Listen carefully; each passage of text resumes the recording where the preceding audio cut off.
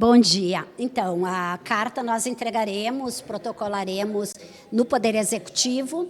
Foi assinada por vários vereadores, por deputados aqui da cidade, a deputada Denise, o deputado Pepe Vargas, Búrigo, mas é um anseio de toda a comunidade que esse instituto tão importante para a nossa cidade realmente não encerre as portas, mas mais do que isso, encontre um local público, um local onde ele possa atender ainda mais as crianças, inclusive da rede municipal, que já vem fazendo esse trabalho de forma autônoma, nunca recebeu nada por isso.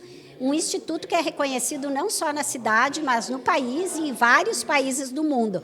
Então, nós queremos cada vez mais reforçar a importância dos legisladores, nesse momento, de pressionar o Poder Executivo ou de colaborar com o Poder Executivo para que ele busque um espaço logo, né, para que esse grande instituto não feche as portas.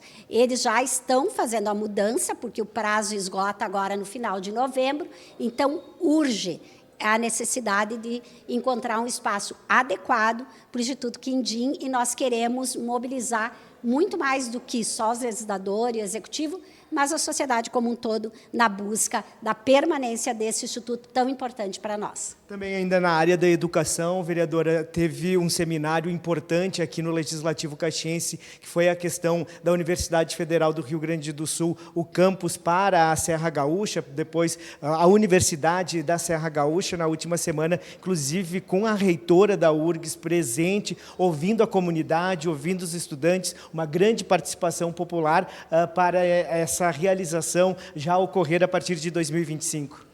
Isso, é outro assunto bom esse, né? Porque já foi, só esse ano nós fizemos enquanto frente parlamentar, junto com outras entidades, mas eu como presidente da frente parlamentar em defesa da Universidade Federal na nossa região, já fizemos 3 grandes eventos.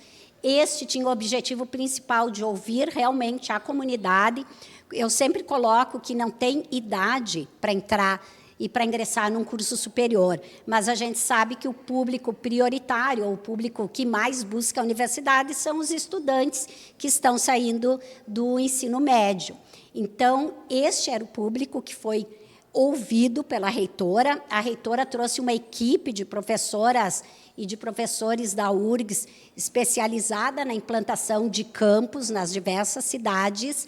Ela falou da importância de ter uma URGS não só com ensino, mas com pesquisa, com cursos de extensão também, mas ela ouviu, achou muito bom, saiu daqui assim, muito realizada com o propósito que era mais ouvir a comunidade para que realmente esta universidade venha ao encontro do que a comunidade quer, e não uma coisa implantada de cima para baixo.